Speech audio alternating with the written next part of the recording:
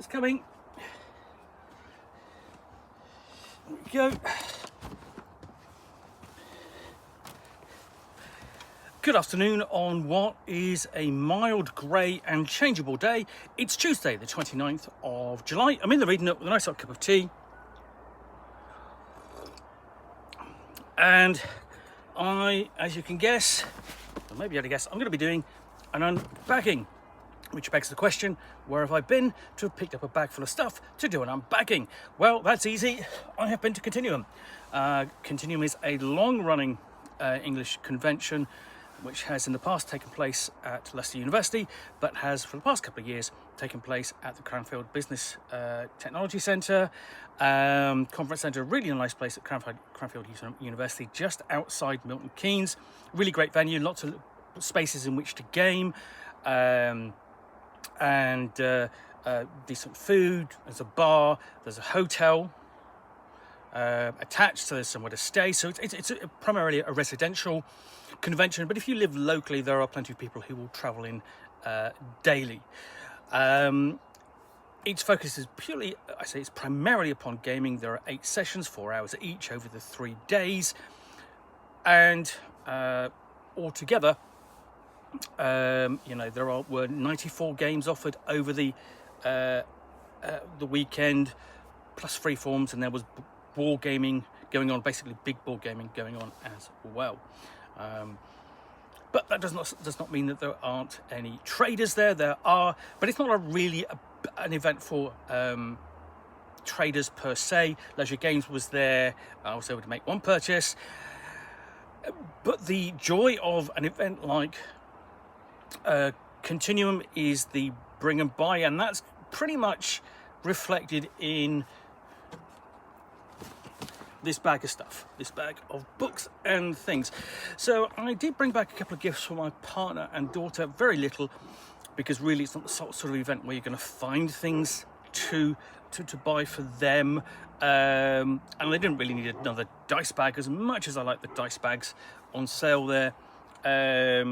So I've got a couple of cloth bookmarks. So my partner's already snaffled that one, and I'll give this one to my daughter when I see her next. So what did I get out?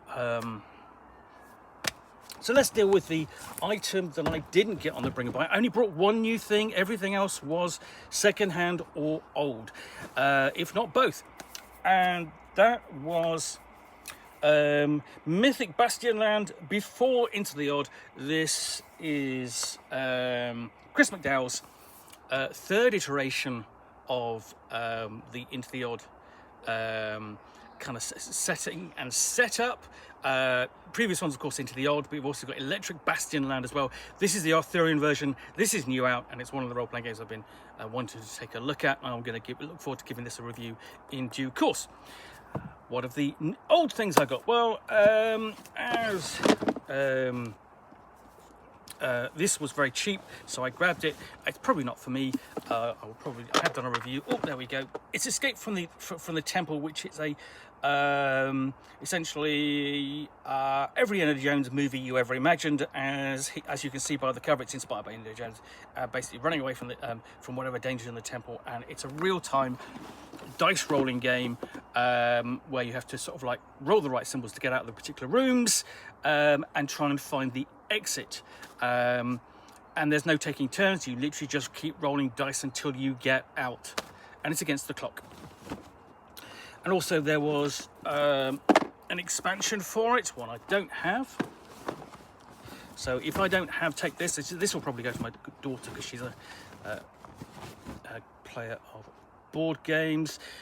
Probably the oddest bargain of the weekend was Monster Colosseum in very nice condition.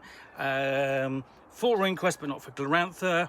It's really if you want to do your whole gladiators, chariots, and whatnot in the Colosseum, monster fights, that sort of thing.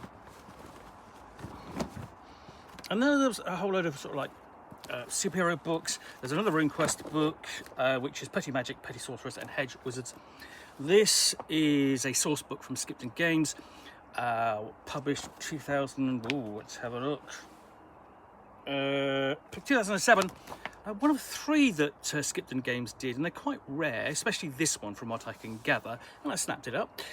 Maybe do a review in the due course. I mean, it's not particularly relevant to RuneQuest as it is today, but it's a bit of a history. And it's probably one of the very few British sort of licensed role-playing products from that period for RuneQuest. What else do we have? We have Champions New Millennium, which was Hero Games sort of like cooperation with Artel Saurian to create a superhero game, sort of bridging the point between the old champions and the new champions, or what will become the new hero system. It's using the fusion system. Can't say it was ever really a big success because everyone preferred the hero system rather than fusion, but there were a couple of supplements to go with it which I picked up, so let's have a look at those. So book of villains and heroes, so alliances, and a setting book, Bay City, so basically a superhero version of San Francisco, or essentially something based upon it. Continuing the superhero themes, we draw from the 2 premier superhero worlds and their role-playing supplements. So for Superman, we have for DC Heroes, we have the Superman source book, and this would have been inspired primarily by John Byrne's version of Superman from the 1980s, which I really love. I've got one of the books, and I read the original comics when they came out. That does age me, of course, but it's probably my favourite era of Superman, and I actually really like John Byrne's artwork as well. And the other book is Marvel Superheroes, the Uncanny X-Men roster book. You know, this essentially is just a book of villains and heroes for the X-Men. This, see, just this date too, just trying to look, 1990, so it's quite late on in the history of Marvel superheroes. You know, it's kind of stuck around a whole lot longer than people kind of think. And of course, the other thing is really it's you go back and this with this, and also this is that I actually don't have a huge amount of kind of background to draw upon. Not a huge amount, a lot, but not a huge amount, and certainly not the wealth of detail that you get today with numerous sort of like different iterations of the characters. Anyway, so one more item to look at, which was the thing that I and ahed over, and I finally do have to have this.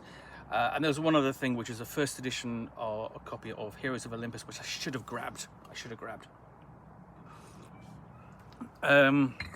But it's a copy of this, Other Suns, which is a role-playing game, a science fiction adventure published by Fantasy Games Unlimited, 1982, I think, something like that. Widely regarded as overly detailed, and well, I think it might be 1983, but basically it's essentially the first furries role-playing game before there was furries were even kind of a thing. And it's sort of like a precursor perhaps to the Albedo role-playing game, which was the Australian science fiction role-playing game, which is surprisingly actually quite good in terms of its setting. I can't remember in terms of its mechanics, but I do have a copy of that somewhere. It'll be interesting to dig that out and give it a review. And so this is, I think, I'm going to take a look at this, and I'll do an unboxing of it, but it's one of the ones that's going to sit on my shelf until the right time for me to review it. So I'm setting myself up to review this in due course, hoping that I don't misplace this in the meantime, which is a distinct possibility given the size of my gaming collection. But that's by the by. So I picked up some interesting things, some bargains, I think, that I really want to sit down and read and write about. Because the thing is, let's have a look, where are we? I am due this year to actually review DC Heroes, which came out in 1985, so is 40 years old. And and it's really well worth a look, I think, as a source book. Say this came out, let's have a look. I can't see, doesn't matter. Anyway, 1987. So yes, really after sort of like the inauguration of Man of Steel, the post version of Superman, post Crisis on Infinite Earths. So yes, pile of interesting stuff for me to unbox and talk about in due course and do proper reviews. Anyway, well, I do hope you enjoyed this unbagging. If you did, then please do click on the like button down below. And of course, if you've got any comments or feedback, I do appreciate you taking the time to post those. And lastly, if you want to be alerted to yet more unboxings in the Nook, where I typically have a box rather than a bag, I need another convention to go to come back with a bag. That's not going to happen now until September, unless something changes. But in the meantime, if you want to be alerted to yet more unboxings in the Nook, where you'll see me out here typically with a box, so let's say, which I will typically containing a role-playing game, supplement scenario, and so on, which I will unbox and chat about to the best extent of my knowledge for roughly 10 minutes or so, all of course accompanied by a nice hot cup of tea.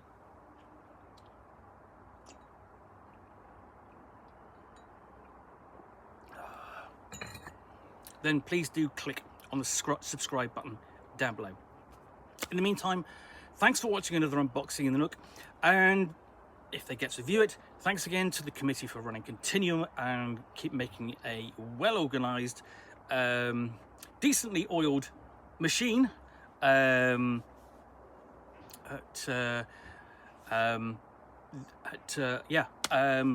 again. It was a great convention.